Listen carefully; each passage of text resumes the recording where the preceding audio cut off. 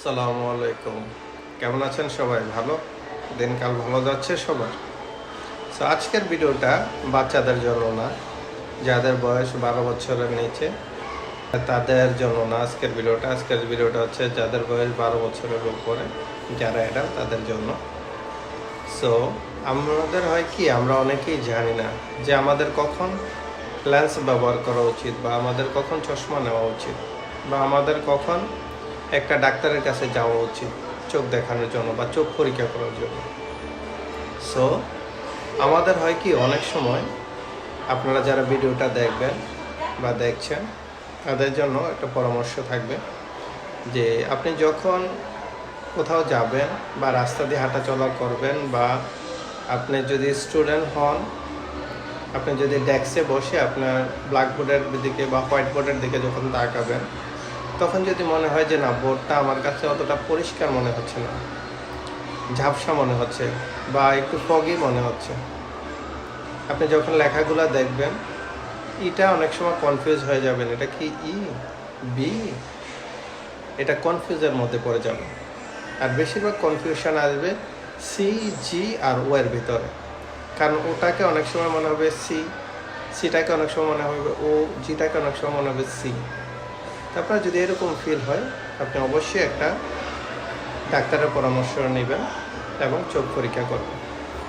আর বিশেষ করে যারা ড্রাইভ করেন, দিনের বেলা অতটা বোঝা যায় না, রাতের বেলা যারা ড্রাইভ করবেন তারা দেখবেন আপনার যদি চোখে পাওয়ার থাকে বা আপনার যদি শর্ট সাইটেড থাকে, তাহলে আপনি দেখবেন আপনি যখন রাস্তায় গাড়ি ড্রাইভ করবেন বা আপনি গাড়ির ভিতরে বসে আছেন, অপোজিট সাইডে থেকে আসা গাড়ির লাইটগুলো আপনার চোখে মনে হবে যে মানে ঝাপসা মনে হবে, লাইটগুলো মনে হবে যে এগুলো স্পার্ক করে আসে, মানে বোঝা যাচ্ছে না সামনে কি হচ্ছে।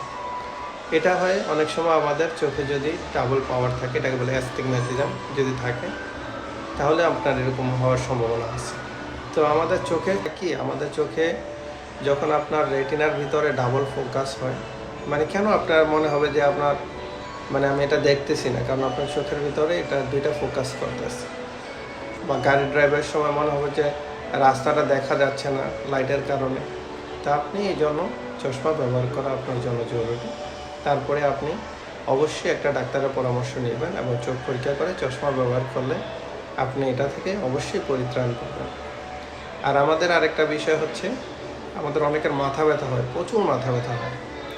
তো আপনার চোখের পাওয়ারের কারণে বা শর্ট সাইটেড অথবা লং সাইটের কারণে আমাদের অনেক সময় মাথা ব্যথা হয়ে থাকে।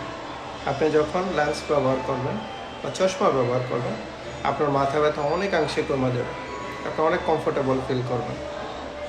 সো আমাদের যাদের আমরা জানি না যে আমরা কি চোখ পরীক্ষা করব নাকি করব না, আপনি কাউকে জিজ্ঞাসা করতে হবে না, আপনি নিজেই দেখবেন যে আপনি যখন বসে আছেন, আপনি যদি স্টুডেন্ট হন বা অফিস কর্মচারী হন, আপনি অফিস থেকে আপনার যে দূরত্বের 20 ফুট বা তার কম বেশি দূরত্বে আপনি যখন তাকাবেন, যদি মনে হয় যে না একটু ঝাপসা কুয়াশার মতো মনে হয় ভীষণটা আপনার, বা মনে হয় যে ওইখানে একটু ফগি ফগি মনে হচ্ছে, অতটা ক্লিয়ার না, বা আপনি যখন দূরের একটা লেখা রিডিং করতে যাইতেছেন, আপনার লেখাগুলো মনে হচ্ছে যে এগুলো ঝাপসা, এটা ক্লিয়ার না, এটাকে মনে হচ্ছে ও, ওটাকে মনে হচ্ছে সি, সিটাকে মনে হচ্ছে জি বা ও, আপনি কনফিউজ হয়ে যাচ্ছেন, তখন আপনার অবশ্যই ডাক্তারের শরণাপন্ন হতে হবে, তাহলে আপনি এটা থেকে মুক্তি পাবেন।